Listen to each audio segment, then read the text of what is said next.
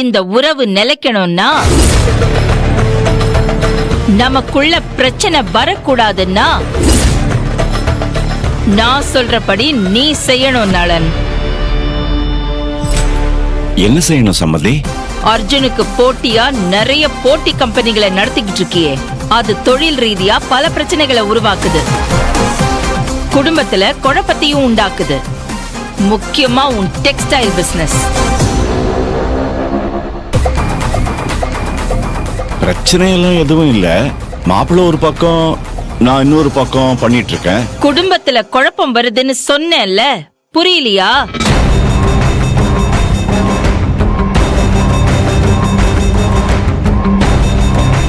அதனால போட்டியா இருக்கிற உன் பிசினஸ் எல்லாம் சத்யா பேருக்கு எழுதி வச்சிடு. பேசிக்கிட்டு இருக்கேன்ல. பேசாம இருக்கியா? பெரியவங்க பேசிட்டு இருக்காங்கல்ல. அப்படி எழுதி வச்சிட்டா நமக்குள்ள பிசினஸ்ல எந்த போட்டியோ பொறாமையோ காம்படிஷனோ இருக்காது. நீயும் உன்னோட மத்த வேலைகளை பார்க்கலாம், எங்க குடும்பத்துல கொதிச்சுக்கிட்டு இருக்கிற இந்த குழப்பமும் அடங்கும்.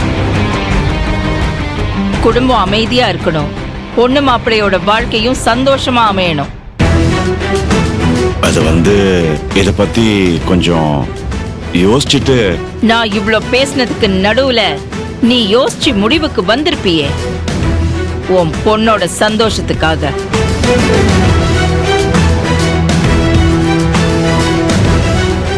அத்தை, ஏய் சும்மா இரு, அண்ணிதான் பேசிட்டு இருக்காங்கல்ல. இப்போ உன் பதில், உன் முடிவு.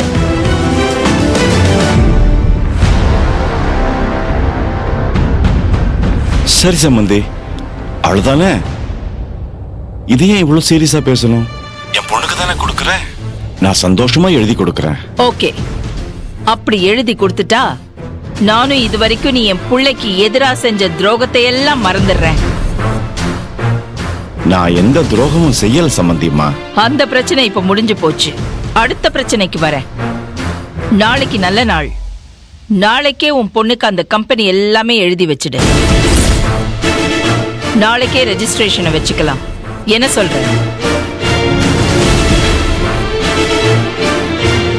I'm waiting.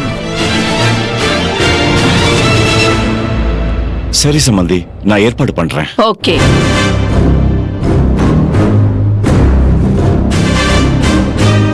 அத்தை நில்லுங்க அத்தை, என்ன திடீர்னு என்கிட்ட கூட டிஸ்கஸ் பண்ணாம? அத்தை அத்தை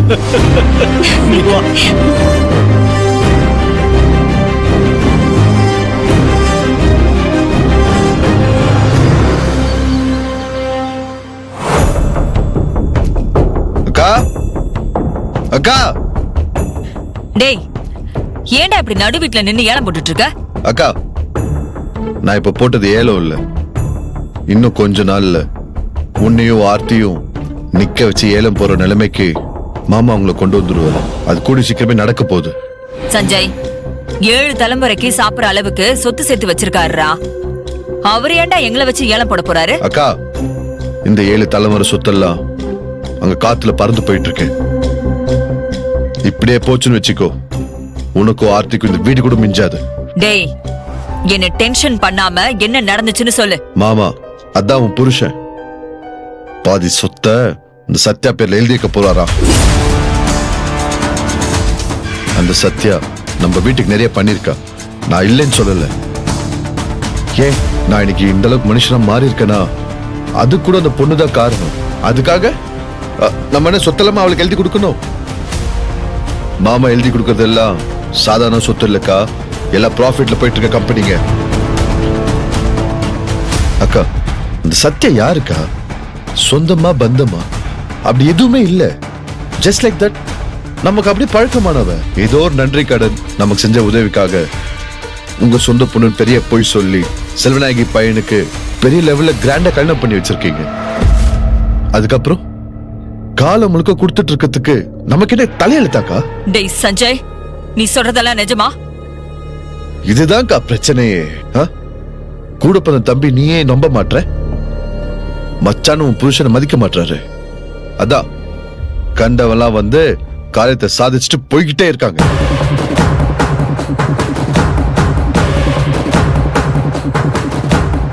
அக்கா அந்த சத்யா ஒன்னொன்னும் பிளான் பண்ணி தான்க்கா பண்ணிட்டு இருக்கா. இப்ப கூட அவ சொத்து கேட்க முடியாதுன்னு செல்வநாயகியை விட்டு கேட்க வச்சு அவ நினைச்சது சாதிச்சிட்டாக்கா.